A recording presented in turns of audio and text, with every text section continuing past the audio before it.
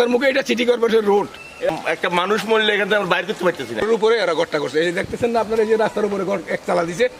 বন্দরনগরী চট্টগ্রামের আকবরশাহ থানাধীন ৯ নম্বর ওয়ার্ডে বিশ্বকলোনি কাঁচা বাজার সংলগ্ন এলাকায় নন্দন আবাসিক সোসাইটির পক্ষ থেকে সিটি কর্পোরেশনের সরকারি পাকা রাস্তায় অবৈধভাবে স্থাপনা নির্মাণ কাজ চালানো হচ্ছে। ঘটনাস্থলে গেলে দেখা যায় চট্টগ্রাম সিটি কর্পোরেশনের পিচ ঢালের রাস্তার উপর নন্দন হাউজিং সোসাইটির পক্ষ থেকে অবৈধভাবে স্থাপনা নির্মাণ কাজ চালানো হচ্ছে।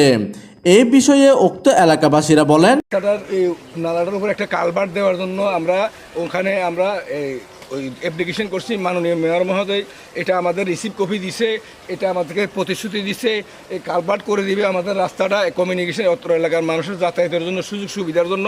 এটা শুনতে পেয়ে নন্দন হাউজিংয়ের কর্তৃপক্ষ আমাদের এই রাস্তার মধ্যখানে একটা একসালা টিনের ঘর রাস্তার মধ্যে বাঁধি ফেলছে। এখন আমরা এদিকের অসংখ্য লোকজন চলাফেরা করতে পারতেছি না। এইদিকে শাহ আমানত হাউজিং সোসাইটির এলাকার বাসিন্দারা অভিযোগ করে বলেন, এই রাস্তা ব্যতীত 500 পরিবারের চলাচলের জন্য আর কোনো রাস্তা নেই। গত 23/11/2025 ইংরেজি রাস্তার সাথে একটি কালভার্ট নির্মাণের জন্য মেয়র মহোদয়ের নিকট তারা আবেদন করেন। আবেদনে খবর পেয়ে রাস্তা বন্ধ করার নিমিত্তে নন্দন হাউজিং সরকারি পাকা রাস্তার উপর অবৈধভাবে স্থাপনা নির্মাণ শুরু করে।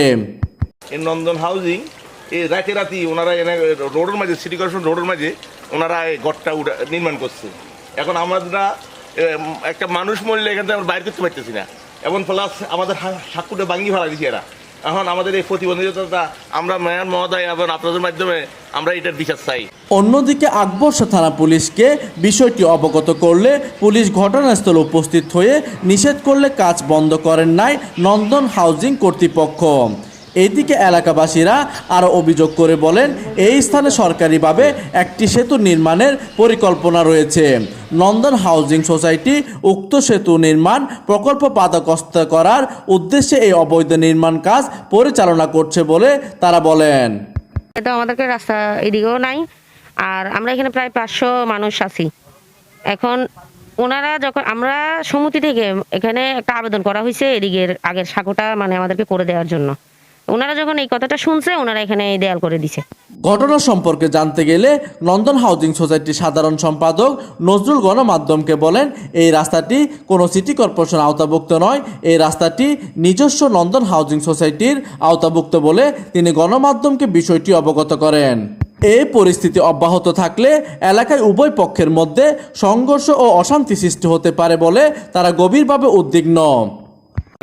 এই রাষ্ট্রের জনগণের স্বার্থে এই রাস্তাটা খুলে দিলে আমরা সবাই উপকৃত হব। প্রতিনিধি ABM সিদ্দিক কাউসারের তথ্য ও পাঠানো চিত্রে ডেস্ক নিউজ, দিগন্তের বার্তা 24, চট্টগ্রাম।